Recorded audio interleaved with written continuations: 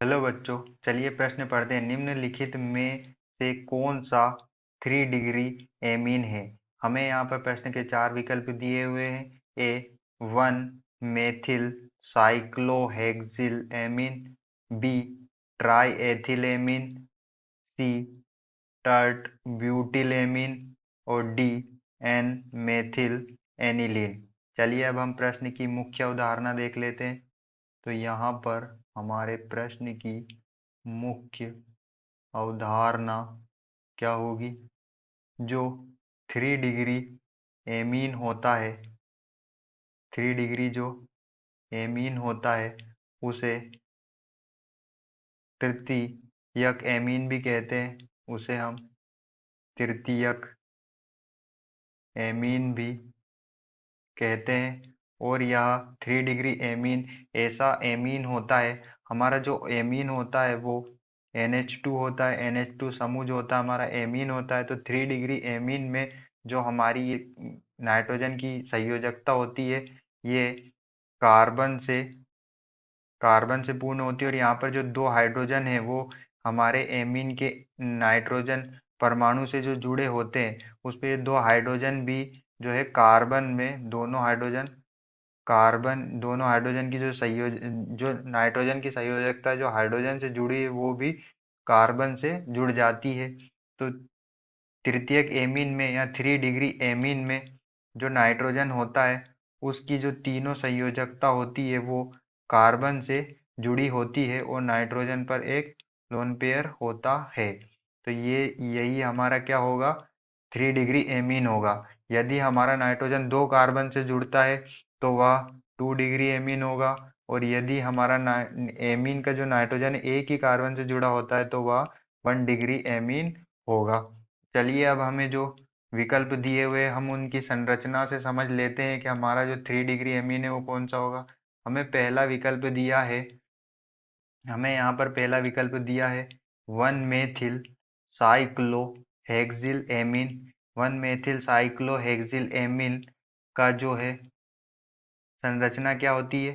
हमारी जो 6 कार्बन वाली रिंग होती है साइकिल, उसे हम एक साइक्लोहेक्सेन कहते हैं। तो साइक्लोहेक्सेन पर फर्स्ट कार्बन पर जो पहले कार्बन पर मेथिल समूह जुड़ा होता है और उसी से NH2 हमारा एमीन समूह जुड़ा होता है। तो हम देख सकते हैं कि यहाँ पर जो हमारा एमीन का जो नाइट्रोजन है सिर्फ एक ही कार्बन से जुड़ा हुआ है।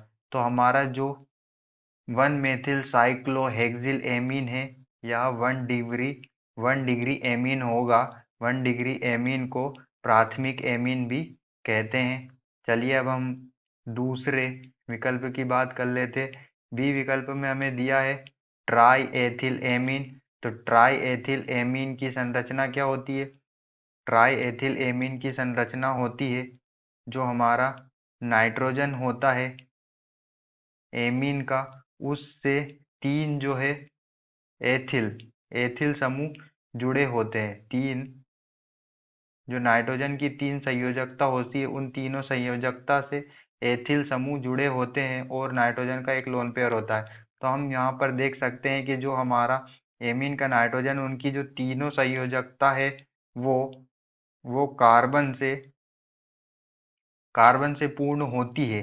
तो यहाँ पर हमने देखा कि जो तृतीयक एमीन या 3 डिग्री एमीन होता है उसमें जो नाइट्रोजन होता है उसकी तीनों संयोजकता कार्बन से पूर्ण होनी चाहिए। तो यहाँ पर जो हमारा ट्राई एथिल एमीन है वह एक 3 डिग्री एमीन होगा।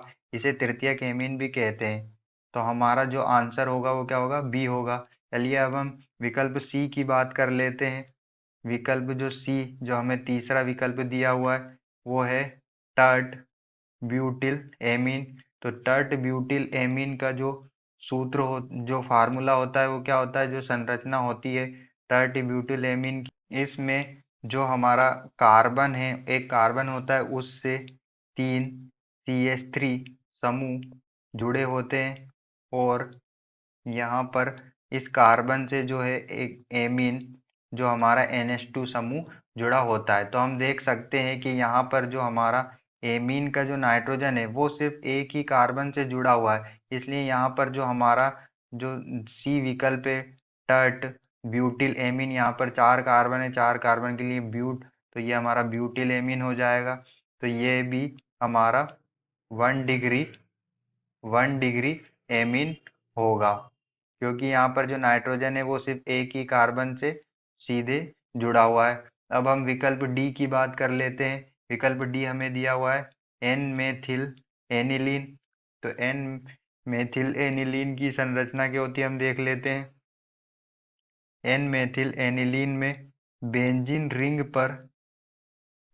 की रिंग पर जो एमीन होता है उसका नाइट्रोजन जुड़ा होता है, और उस नाइट्रोजन से CH3 मेथिल समूह जुड़ा होता है। तो हम देख सकते हैं कि यहाँ पर जो हमारा एमीन का जो नाइट्रोजन है वो इधर बेंजीन रिंग के एक कार्बन से और दूसरी ओर जो मेथिल समूह उसके एक कार्बन से जुड़ा है, तो सिर्फ 2 कार्बन से जुड़ा हुआ है। तो जो हमारा एन मेथिल एनिलीन होगा यह 2 डिग्री, यह 2 डिग्री एमीन होगा, जिसे हम द्वितीयक एमीन भी कहते हैं। तो हमने देखा कि यहाँ पर जो हमारा विकल्प बी है, जो हमारा विकल्प बी है जिसे हमें दिया है ट्राई एथिली एथिल एमीन, वही हमारा क्या होगा 3 डिग्री एमीन होगा। तो हमारा जो विकल्प बी है यही हमारा आंसर होगा। आशा करते हैं आपको समझ में आया होगा। धन्यवाद।